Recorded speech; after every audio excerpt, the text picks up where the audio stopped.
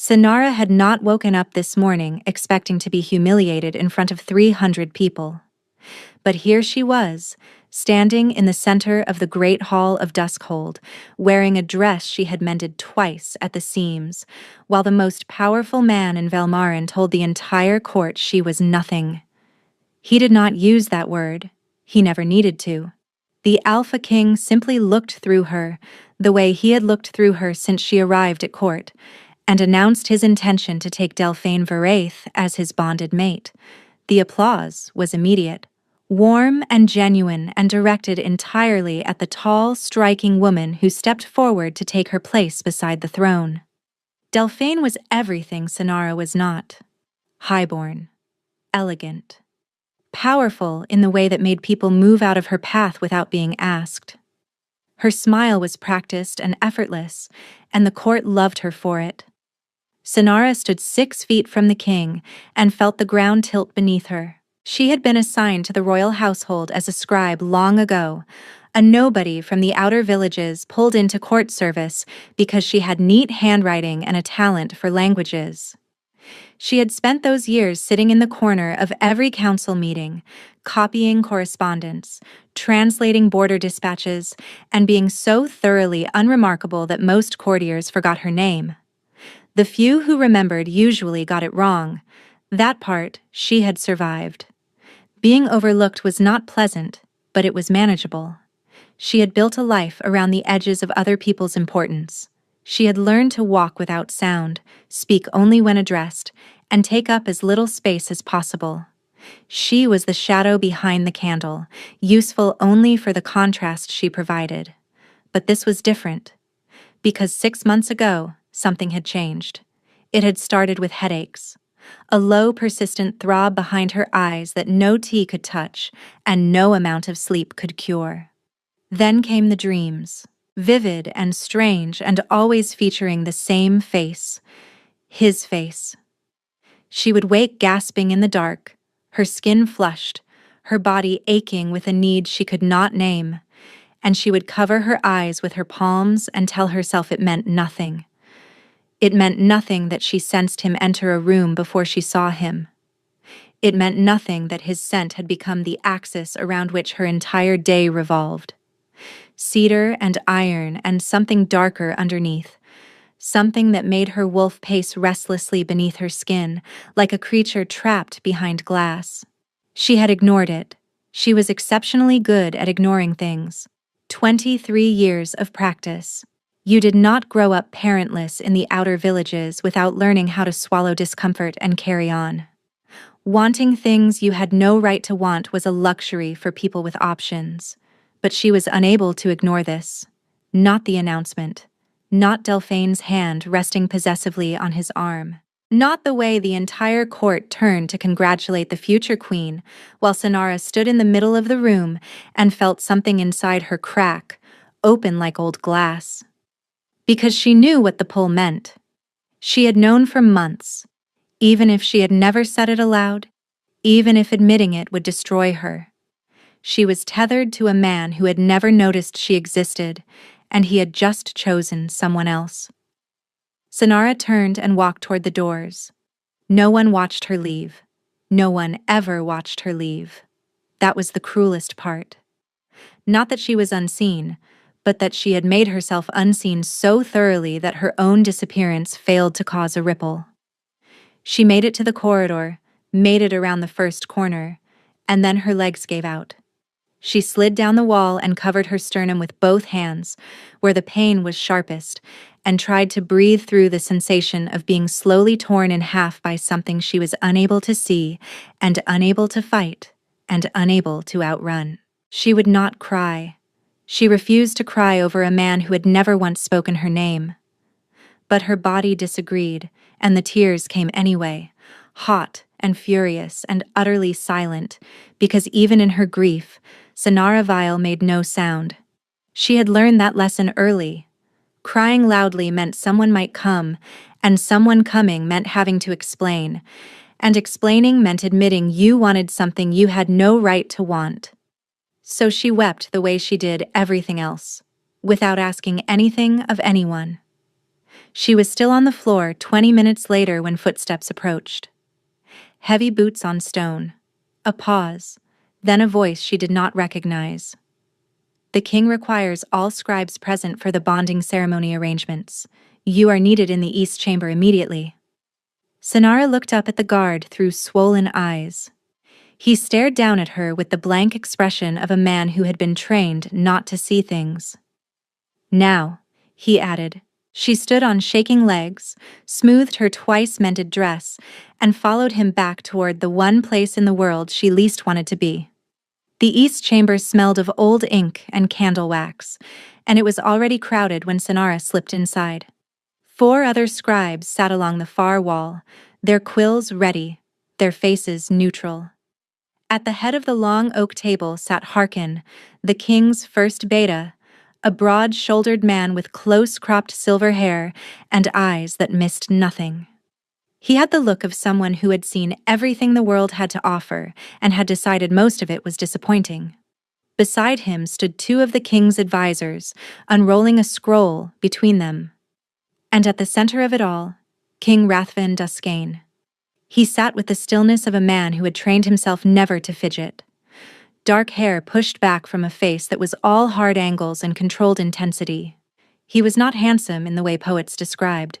He was handsome in the way a storm was beautiful, the kind you watched from a safe distance, while knowing it would kill you. Sonara lowered herself into the last available chair and fixed her gaze on the blank parchment in front of her. She would not look at him. The pull throbbed behind her breastbone, a dull ache that worsened every second she spent in his proximity. The bonding ceremony will take place at the summer solstice, Harkin announced, his voice carrying easily through the chamber. 6 weeks from today, the king has requested a formal delegation from each of the 7 allied pacts, and we will need correspondence drafted in 4 languages. Sonara's hand moved automatically, her quill scratching across the parchment in the small, precise script she had perfected over years of practice. Transcription required no thought. Her body knew how to do this work the way it knew how to breathe, which was fortunate because her mind was somewhere else entirely. 6 weeks. In 6 weeks, the union between Rathvin and Delphine would be sealed, and whatever fragile, unfinished thread connected Sonara to the king would snap. She suspected it would feel like dying, not the dramatic kind that happened on battlefields with witnesses and meaning. The small kind that happened in back rooms where nobody was watching. She would simply stop working, the way a clock stopped when its spring wound down, and no one would notice because no one had ever noticed the ticking in the first place. The meeting droned on. Logistics, guest lists, seating arrangements, diplomatic sensitivities between rival pacts who had to be kept on opposite ends of the Great Hall unless someone wanted a territorial dispute at the dessert course. There were arguments about flower arrangements that lasted longer than some of the border skirmishes Sonara had translated reports about. Sonara copied it all and kept her head down. Then Harkin said, "We will also need a dedicated scribe assigned to the bonding preparations full-time, someone fluent in Casanari and Old Velmarish for the border pack correspondence." A silence followed. The other 4 scribes shifted uncomfortably. Casanari was a difficult language with 14 distinct cases and no regular verb conjugations. Old Velmarish was nearly extinct. Most scholars who attempted it gave up after the first month and pretended they had never tried. Sonara was fluent in both. She had learned Casanari as a child in the border villages, sleeping on dirt floors and listening to women argue over goat prices until the cadence became second nature. Old Velmarish she had picked up from a traveling scholar who had stayed for 2 winters and needed someone to practice with. Languages came to her the way melody came to musicians, effortlessly and without apparent reason, which was fortunate because very little else in her life had ever come easily. She felt Harkin's gaze land on her before he spoke. "Scribe Vale, you will serve as the primary correspondence drafter for the bonding ceremony." Sonara's quill stopped. She looked up, and for one terrible, unguarded second, her eyes met the king's. Rathvin was watching her. Not through her, not past her, but directly at her, his amber gaze locked onto her face with an intensity that stole the air from her lungs. A frown crossed his expression, barely there, like a man trying to place a sound he had heard from far away. Then it was gone. His attention returned to the scroll, and Sonara was furniture again. "Understood," she managed. Her voice came out steady. A miracle. The meeting ended. The other scribes filed out.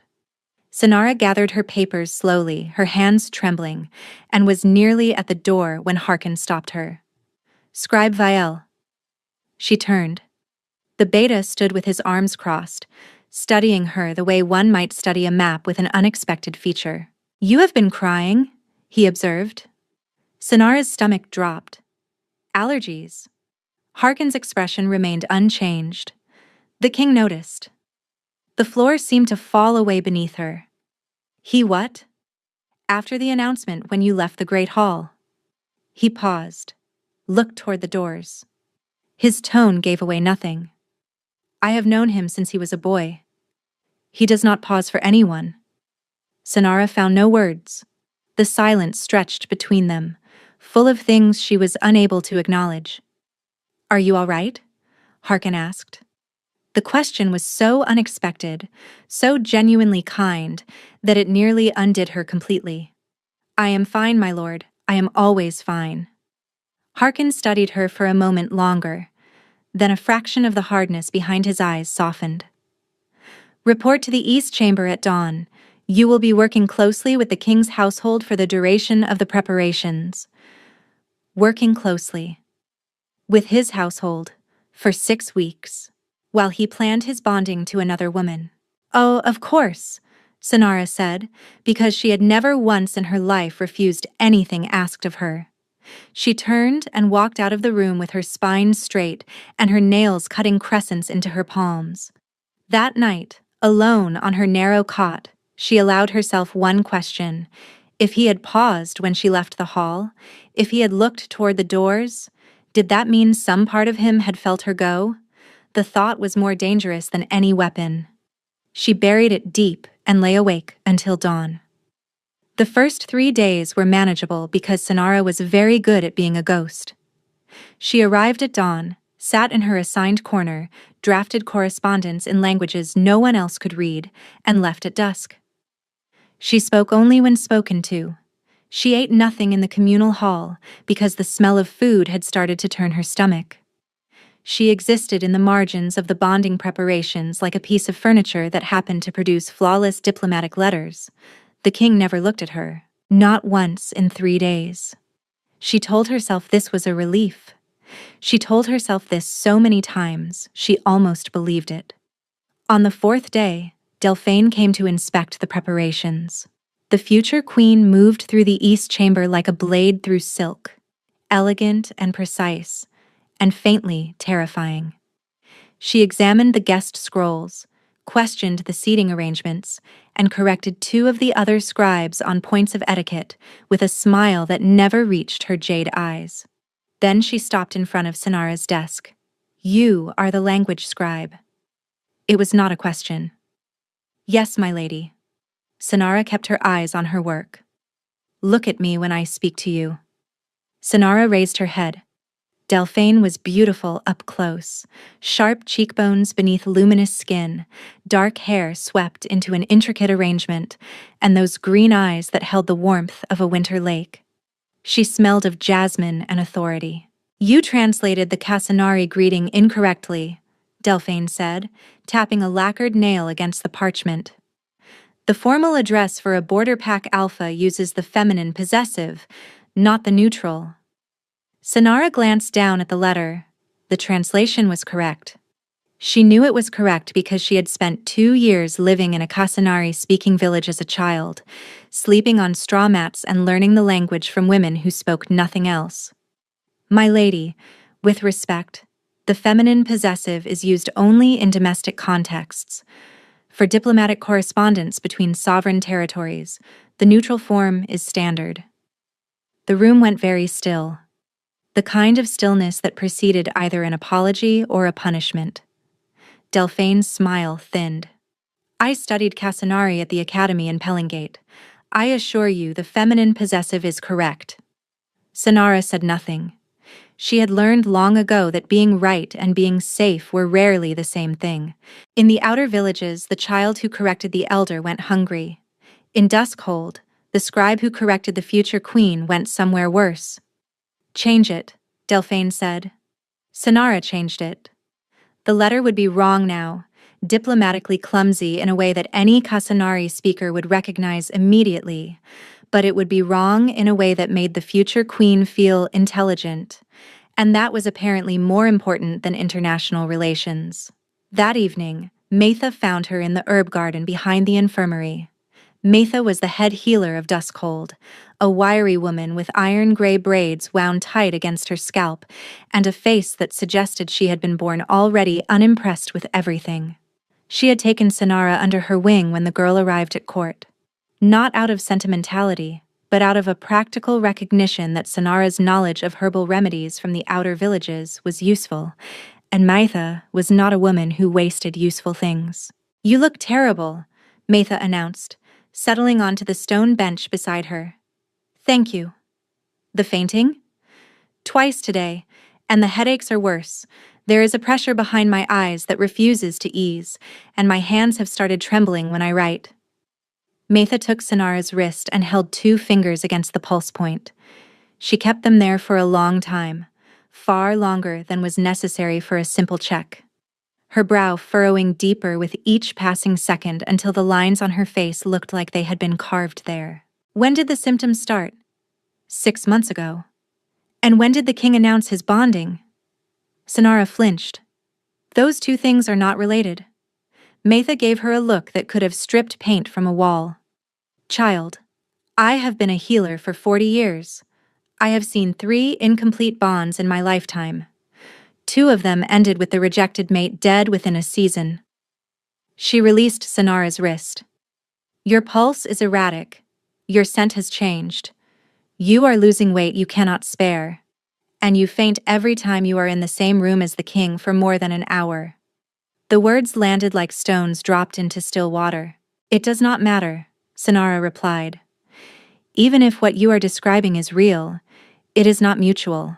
He chose someone worthy of him." "Bonds are not about worthiness," Metha snapped. "They are about biology, the fundamental architecture of what you are. And an incomplete bond that goes unacknowledged does not simply fade." She paused, and when she spoke again, her voice was softer, which was somehow worse. "It kills, Sonara. Slowly and without mercy." Sonara stared at the darkening garden. A moth circled the nearest lantern, bumping against the glass again and again, with the blind persistence of a creature that had no way of understanding why the light it needed was behind something it was unable to break through. "How long?" "If he completes the bonding with Delphine at the solstice, your body will interpret it as a severance. Based on what I am seeing, you would have weeks. Perhaps less." The moth hit the glass once more and fell. "I have no way of telling him," Sonara whispered. "He has never even spoken my name." "Then you should leave Duskhold. Put distance between yourself and whatever is pulling you apart. It will not save you, but it will slow the deterioration." "I am unable to leave either. Harkin assigned me to the preparations. If I request reassignment, there will be questions." "There is one other option," the healer continued, and something in her tone made Sonara's blood run cold. "I tell the king—" "No." The word came out like a slap. "He is about to bond with another woman. You are not going to announce that some nobody scribe is dying because of a connection he never asked for.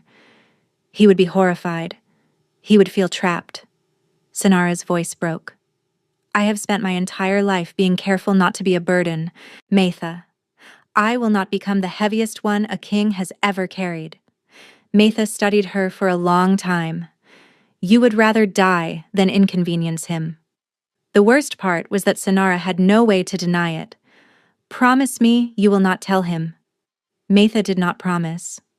She stood and looked down at Sonara with an expression that was equal parts frustration and grief, and the kind of anger that comes from watching someone you care about walk toward a cliff and refuse to stop.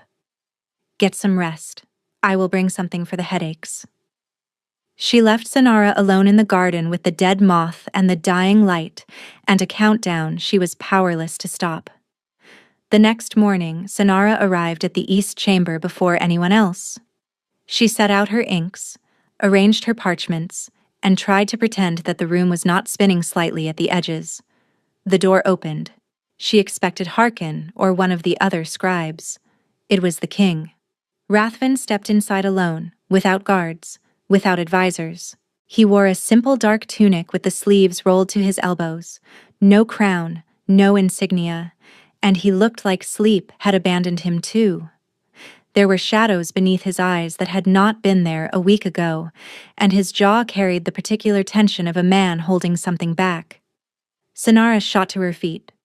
"Your Majesty, I was not expecting you so early." He stood in the doorway and looked at her. Not through her. At her.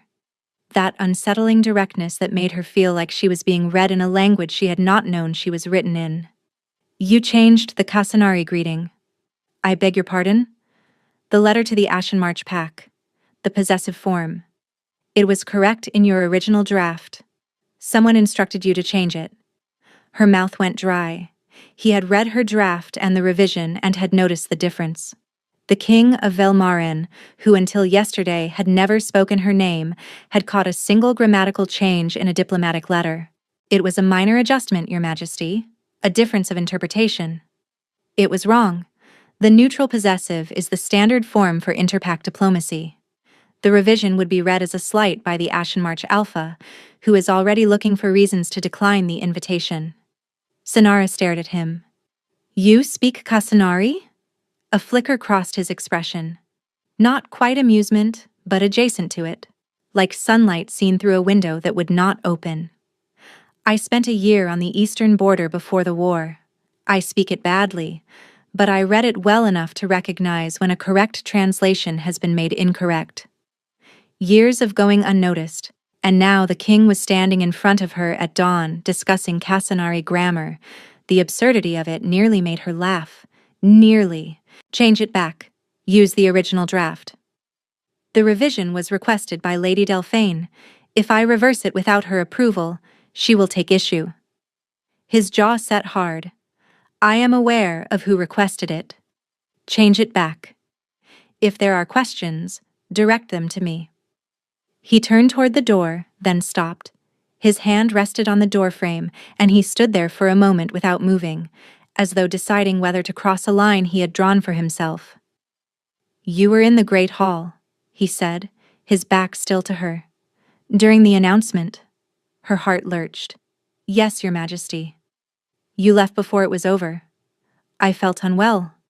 He turned his head, just enough that she could see the sharp line of his profile against the pale morning light.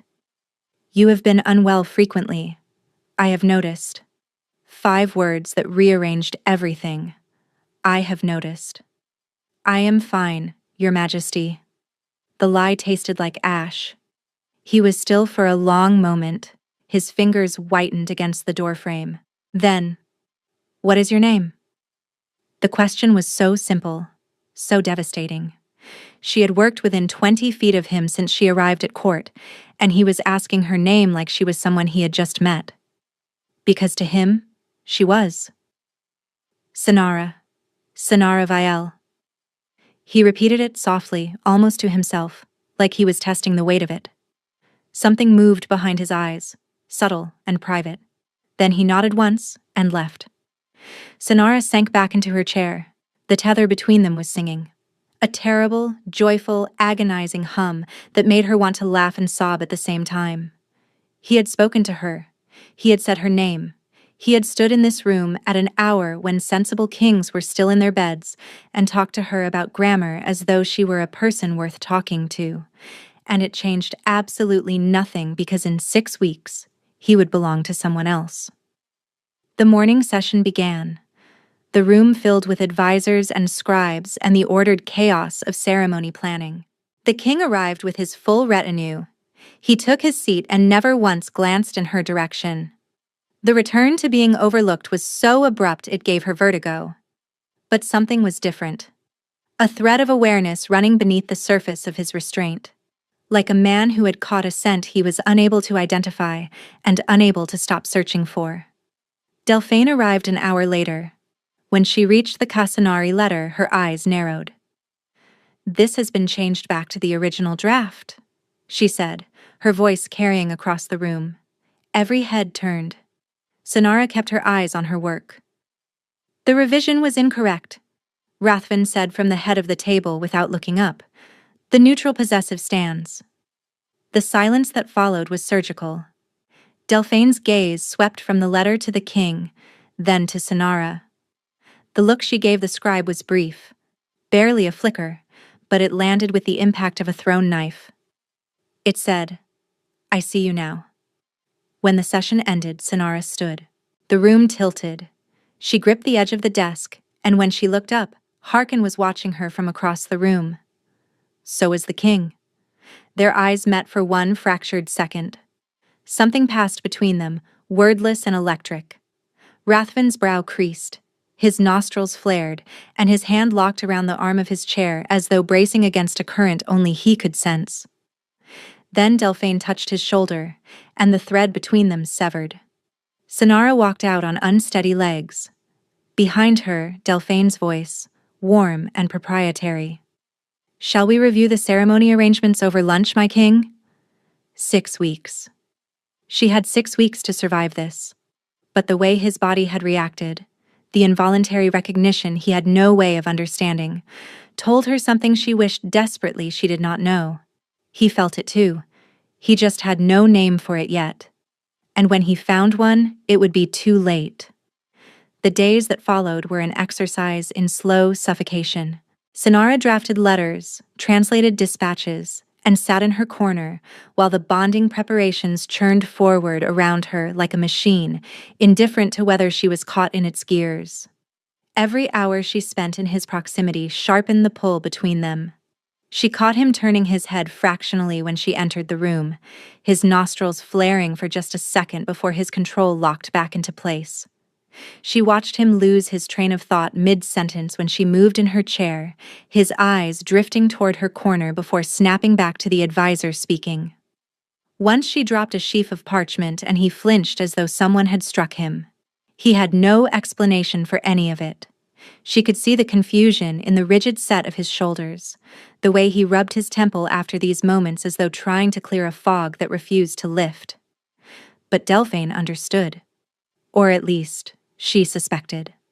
The future queen had changed her approach after the Casanari incident. She no longer corrected Sonara in front of others.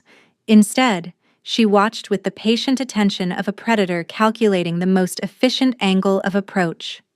She sat closer to Rathvin during sessions, touched his arm more frequently, laughed at things that were not quite jokes, and made certain that every interaction between king and future queen was visible to the entire chamber.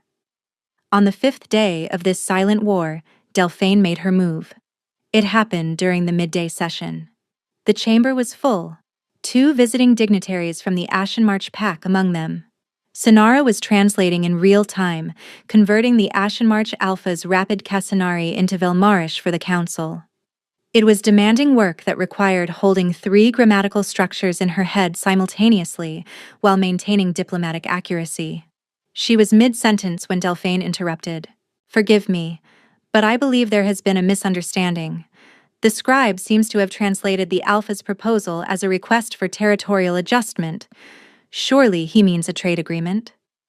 The Ashenmarch Alpha, a weathered man named Thadric with a thick gray beard and shrewd eyes that missed nothing, frowned. "I said what I said. Territorial adjustment." The clarification should have ended it. But Delphine smiled, wide and patronizing, and turned to the council. "Perhaps the scribe's dialect is slightly different from what the Alpha intended. Regional variations in Casanari can be quite tricky. I would hate for a misunderstanding to compromise these negotiations." The implication was clear. Sonara was unreliable. Her translations were suspect. The nobody from the outer villages had no place in this room. The chamber waited. Sonara opened her mouth to defend herself, but the words caught in her throat because every eye in the room was on her, and she was back in the outer villages, 6 years old, standing in front of the village elder who had told her that her parents were not coming back, and she should be grateful anyone had taken her in at all. Small, voiceless, taking up space she had never earned. She felt Delphine's satisfaction like heat from a fire. This was the moment. The nobody would stammer and apologize, and the room would learn its lesson about who held authority. The translation stands. Every head in the chamber turned. Rathven was looking at no one but Sonara. His expression was neutral, but beneath it ran a thread of iron that hummed like a blade leaving its sheath. His hands were flat on the table. His shoulders were level. He had the posture of a man who had decided something and had no intention of discussing it. Scribe Vale's translations are accurate. They have been accurate for the duration of these proceedings, and they will continue to be relied upon without further interruption. The room exhaled. Thadric settled back in his chair with the satisfied look of a man who had just watched someone else's argument end badly. The other advisors busied themselves with documents they had already read. Delphine inclined her head gracefully. "Of course, my king." But she looked at Sonara when she said it, and the look was not an apology. It was a declaration of intent. It said, "This is not over." It said, "I know what is happening here, and I will find out why." It said, "You have made a mistake you do not yet understand." That night, the nightmares came for the first time. She stood in a vast, empty hall. The walls were dark stone that sweated moisture, and the air was cold enough to see her breath. At the far end, 2 thrones sat on a raised platform. One was occupied. Rathven sat with his eyes closed, his head tilted back, and his face was slack with an exhaustion so profound it looked like death. Chains of pale light wrapped around his wrists and ankles, pulsing with each heartbeat, and where they touched his skin, the flesh beneath had turned gray and papery, as though the light that bound him was also consuming him. Sonara tried to run toward him, but her feet were rooted. The floor beneath her was crumbling, falling away into darkness in slow widening circles. "You will never reach him," a voice said. The second throne was no longer empty. Delphine sat in it, her green eyes bright and amused. But something was wrong with her. The smile was too wide, the eyes too steady, and the shadows behind her throne moved with a purpose shadows should not have. "He chose me," Delphine said pleasantly, "and choices have consequences." The floor crumbled faster. The darkness below was not empty. Something lived in it. Something patient and vast and deeply hungry. Sonara woke gasping. She wrapped her arms around her ribs and felt the connection pulsing, erratic and wild, like a wire stretched past its tolerance. Her nightgown was soaked with sweat. She lay in the dark for a long time and tried to convince herself it was just a dream. But it had not felt like a dream. It had felt like a warning. 3 weeks into the preparations, Sonara collapsed. It happened in the East Chamber, mid-morning. She had been translating a particularly dense Ashenmarch border proposal when the room began to tilt. She gripped the edge of her desk. The wood was solid beneath her fingers, but the rest of the world was dissolving. The voices around her stretched and warped like sound underwater. The candlelight fractured into shards. She felt her vision narrow, the edges going black like curtains drawing closed on a stage she had never meant to stand on, and she thought with distant, absurd clarity, "Not here. Please not here. Not in front of him." Her quill hit the floor first. Then her body followed. She never felt the impact. What she felt, in the fraction of a second before consciousness left her, was a roar. Not a sound in the room, but a sensation through the thread between them. A detonation of raw, unfiltered emotion that was not hers. Fury and terror and something so close to anguish, it tasted like blood in her mouth. Then everything went dark. She came back slowly, the smell of dried herbs and linen, a thin mattress beneath her back. Footsteps, heavy ones, pacing the length of a room and back again with the restless energy of something caged. Sonara opened her eyes. She was in the infirmary. And beside the bed, sitting in a wooden chair far too small for a man his size, was the king. He looked wrong. His usual control had been stripped away like bark from a tree. His elbows rested on his knees, his hands clasped so tight the tendons stood out like ropes. His hair was disheveled in a way she had never seen, and his amber eyes were fixed on her face with an intensity that bordered on desperation. "You are awake." The relief in his voice was so raw, so unguarded, it split something open in the air between them. "Your Majesty," Sonara started, trying to sit up. His hand moved before he could stop it, settling gently against her shoulder, easing her back down. "Stay." Then he seemed to realize what he had done and pulled his hand back like he had touched a flame. A flush climbed his neck, red against the dark collar of his tunic. Metha stood at the foot of the bed, watching this exchange with sharp, cataloging eyes. "The scribe Vale fainted due to exhaustion and malnourishment," Metha announced, her voice clipped and professional. "She requires rest." "She fainted because I caught her," Rathven replied, his voice rough around the edges. "She was falling, and I was across the room before I knew I was moving.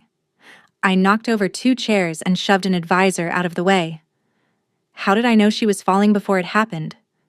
The question hung in the air like smoke. "Instinct," Metha replied evenly.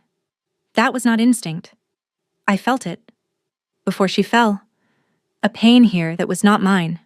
He placed his fist against his sternum. "What is happening to me?"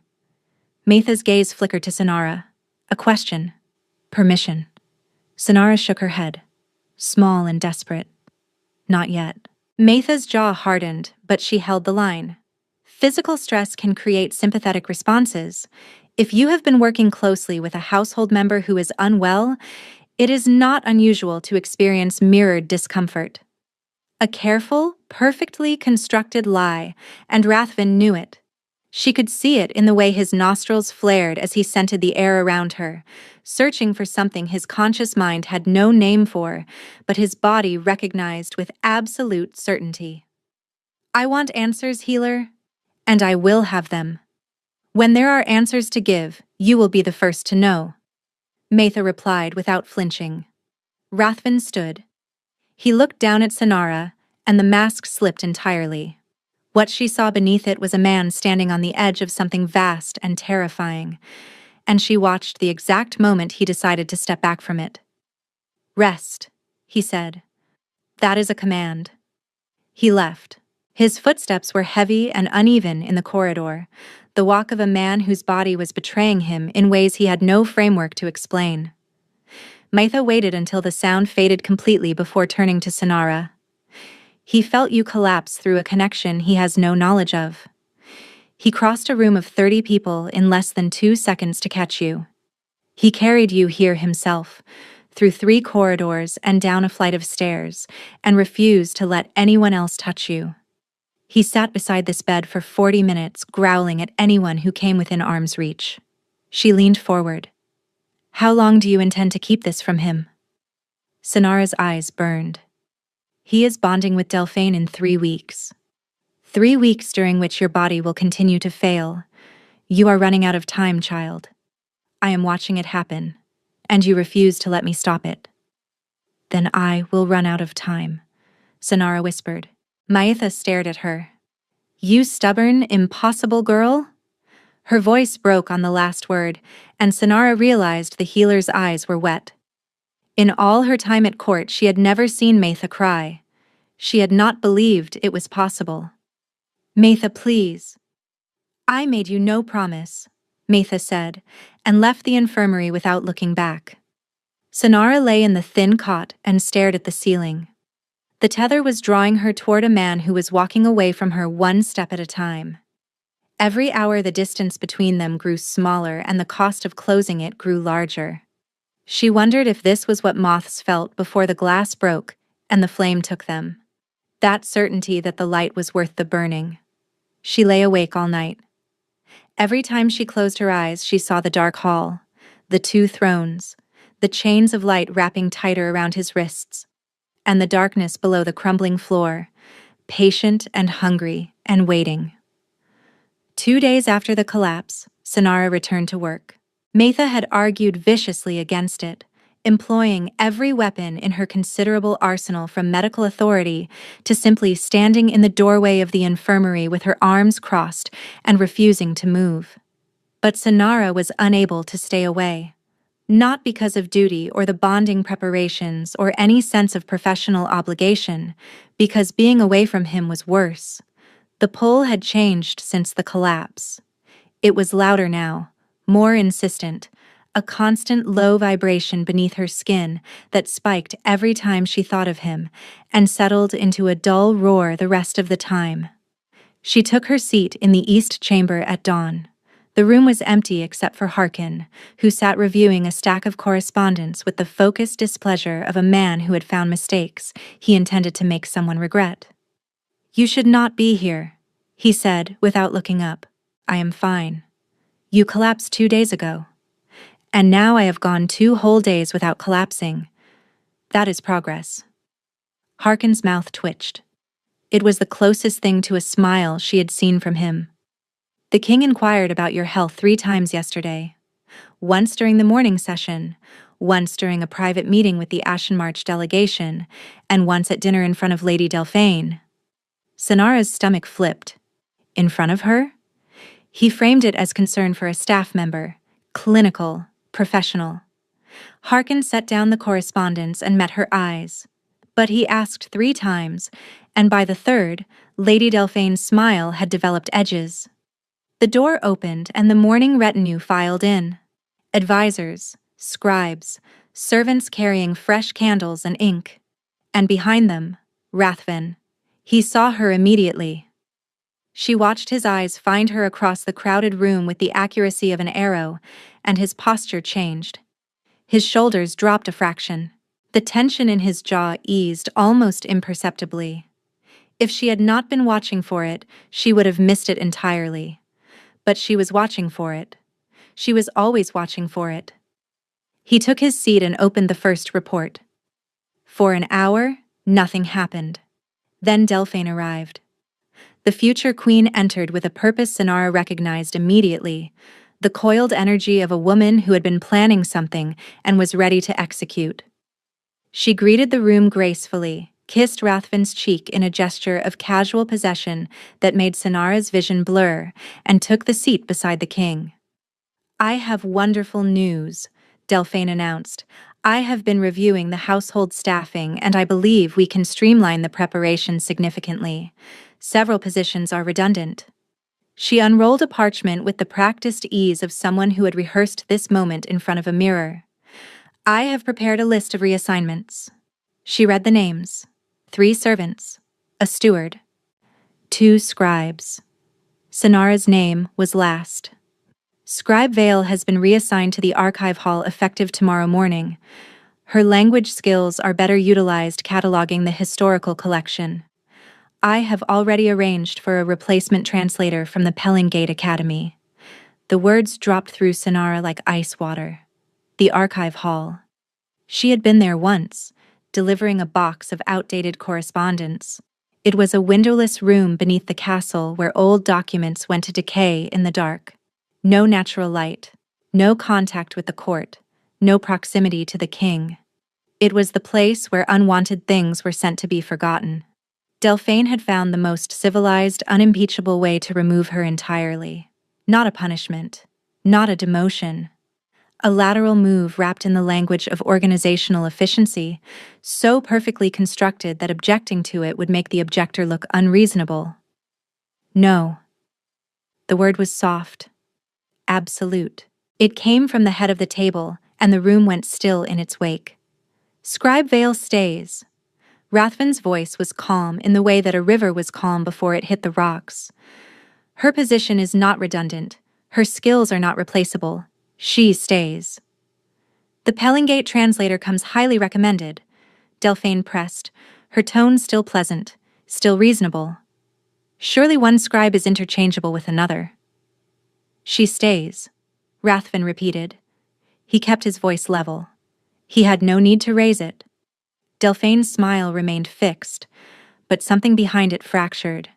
For the first time since Sonara had known her, the mask slipped enough to reveal what lived beneath. Not love for the king, not devotion, calculation, cold, ruthless, and utterly unencumbered by sentiment. "As you wish, my king," she murmured. The session ended. The room emptied. Sonara remained in her chair until only she and Harkin were left. "You understand what just happened," Harkin said. Sonara nodded. Her hands were shaking in her lap. He overruled his future bonded mate in front of the entire council, for a scribe. Harkin paused.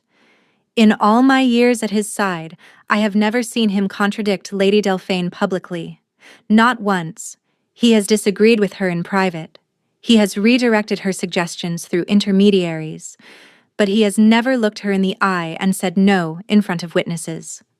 He paused at the door. "I should tell you, when he refused, the look on his face was not a decision. It was a reflex. The same reflex that carried him across the room when you fell. Men do not have those reflexes for staff members, Scribe Vile." He left. Sonara sat alone in the empty chamber and laid her palms flat against the table to stop the shaking. He had fought for her. Publicly. Instinctively. Without understanding why. And Delphine, who understood exactly why, was going to make her pay for it. She was no longer unseen. She had become something far more dangerous. She had become a target. The summons came at midnight. Sonara was lying in her cot, staring at the ceiling while the pull kept time with a heartbeat that had forgotten its rhythm. She had started losing feeling in her fingertips during the afternoons, a numbness that crept inward like frost on glass. Sleep had become a negotiation she lost every night. The knock was soft. 3 measured taps. She opened the door and found Harkin in the corridor, his expression carrying something she had never seen on him before. Fear. "Come with me. Now." She followed him through the sleeping castle to the king's private study. Harkin stopped at the door. "What happened?" "Metha came to him this evening."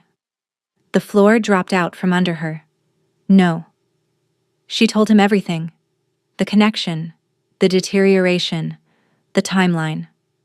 Harkin paused, choosing his next words with care. He took it badly. He dismissed everyone, locked himself in his study, and has not responded to anyone for 4 hours. I can hear him pacing through the door. He has not stopped. And the sound he is making is not the sound of a man who is angry. It is the sound of a man who is terrified. Sonara leaned her forehead against the corridor wall and closed her eyes. Metha had warned her, had told her plainly that she had made no promise, and Sonara, fool that she was, had believed that the healer's affection would outweigh her professional judgment. But Metha had not acted out of betrayal. She had acted because she was watching Sonara die, and the silence had become unbearable. "He asked for you," Harkin said. "By name. He said, 'Bring me Sonara Vale, and if she refuses, tell her it is not a request.'" Despite everything, something warm flickered in her stomach. He had used her full name. "Open the door." Harkin studied her face for a long moment. Then he reached for the handle. "I will be in the corridor if you need me." The study was dark except for embers that cast more shadow than light. Papers were scattered across the desk and floor, reports and correspondence swept aside by a hand that no longer cared about diplomacy. A chair lay overturned near the bookshelf. Rathven stood by the window, his back to her, his hands braced against the stone sill, his shirt untucked and rumpled in a way she had never seen on him. He looked like a man who had been taken apart and was trying to hold the pieces together through sheer will. "Close the door." He spoke without turning. She closed it. The latch clicked. The sound was very loud in the silence. "The healer says you are dying." She says you have been dying for months. She says it is because of a bond connecting you to me, and that if I complete the ceremony with Delphine, you will be dead before autumn. Maitha should not have told you. He turned. The look on his face stopped her breath. Not anger, though anger lived somewhere beneath it. Devastation. The kind that came from discovering your ignorance had been a weapon, that every day you had spent failing to see someone was a day you had spent killing them. How long have you known? 6 months, maybe longer. A sound escaped him, something between a laugh and a groan that held no humor. He covered his face with his hands. 6 months. You sat in that chamber for 6 months, 10 feet from me, translating my correspondence, and you were dying, and you said nothing. What would I have said? Your Majesty, I know we have never spoken, but I appear to be fatally bonded to you. Could you perhaps cancel your political alliance for a scribe you never knew existed? The silence that followed was devastating. Yes. Sonara blinked. What? Yes. That is exactly what you should have said. He crossed the room toward her, and each step sent a shockwave through the tether that made her knees soften. You should have walked into the council chamber and told me. You should have interrupted the announcement. You should have done anything other than sit there and let yourself unravel. He stopped in front of her. Close, close enough that his scent wrapped around her. Cedar and iron and that dark, unnamed thing beneath it that made her wolf surge forward against her skin. I wanted to spare you, she whispered. Something broke behind his eyes. Spare me. You thought dying in silence would spare me. I thought telling you would make you feel trapped. I have been trapped since the day you walked into that council chamber, and I was unable to stop looking at the door after you left. His voice cracked open. I have been trapped since the morning I came to the East Chamber at dawn, because I needed to hear your voice before I could think straight. I have been trapped since I caught you when you fell, and the moment my arms closed around you, something locked into place, and I have not breathed properly since. Tears spilled down Sonara's cheeks. She made no move to wipe them. I never chose Delphine. The alliance was arranged by the council before I understood what was happening to me, before I knew what you were, before I knew what we were. And now? Her voice was barely a breath. He reached for her. His hand trembled as his fingers touched her jaw, tilting her face up toward his. The contact sent warmth flooding through the connection so intense it made her gasp. His eyes closed, his breath shuddering. Now I have to choose between my kingdom and the woman my soul chose before my mind even knew her name. Sonara covered his hand with hers. You are unable to abandon the alliance. The Ashen March Treaty depends on it. If I keep it, you die. I know. Then there is no choice. There was never a choice. He kissed her. Not gentle, not careful, not the weighed action of a king who measured every decision. Desperate and raw and tasting of salt from both their tears. She felt the tether snap taut and lock into place with a force that drove the air from her lungs, a golden thread becoming a golden chain, becoming something so vast and bright, it obliterated every shadow in the room. She felt him through it. The guilt and the longing and the fury at himself for not seeing her sooner, the aching tenderness beneath the iron exterior. She kissed him back with everything she had been holding for years of silence and months of dying. When they finally broke apart, foreheads together, his hands cradling her face, Rathven whispered, I will break the alliance. The council will oppose you. Let them. Delphine will not go without a fight. I know. His thumb traced her cheekbone. But I would rather fight every ally I have than stand at that altar knowing the woman I was meant for is dying in a room I am not allowed to enter. Sonara closed her eyes. The headache was gone. The numbness in her fingers had retreated. The pressure behind her eyes had dissolved like fog in morning sun. She was not dying anymore. He had chosen her, and her body knew it before her mind had finished processing the words. What happens now? Now, Rathven murmured. pulling her against his chest and pressing his lips to the top of her head. We survive what comes next. A knock sounded at the door, sharp and immediate. Harkin's voice came through the wood, stripped of its usual calm. Your Majesty, Lady Delphine is requesting an audience. She is not alone. She has brought the Ashen March delegation. Rathvin's arms closed tighter around Sonara. She felt his heartbeat accelerate against her cheek. How many? A pause. All of them, sire. Sonara pulled back and looked up at him. His jaw was set, his eyes hard, the king reassembling over the man who had just kissed her like she was the last real thing in the world. Stay behind me. He opened the door. The fallout was neither swift nor clean. Delphine presented her case with cold, surgical logic. The alliance was essential. The bond with the nameless scribe was mythology.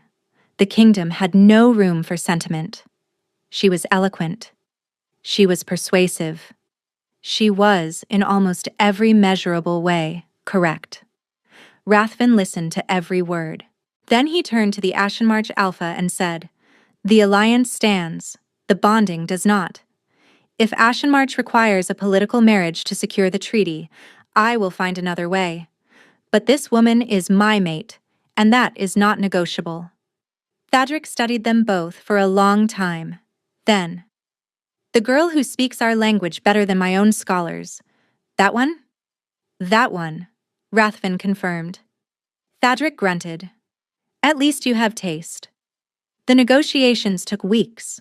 Delphine departed Duskhold with her dignity intact, and a revised trade agreement that gave her family more favorable terms than the original alliance had offered.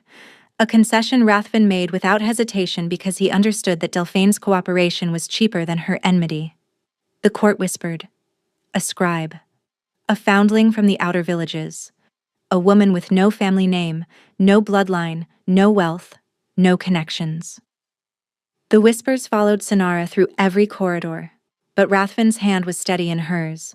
And slowly, as weeks became months and the kingdom failed to collapse, the whispers lost their teeth. The border treaty held.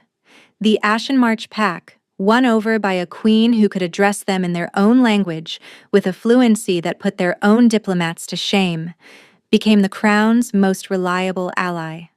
On a morning in late autumn, Sonara woke slowly in a bed that still felt too large for someone who had grown up on straw mats. Rathvin was still asleep beside her, his face peaceful, his breathing deep and even. One arm draped across her waist with the unconscious possessiveness of a man who had almost lost something and would never quite stop holding on. She watched him for a moment.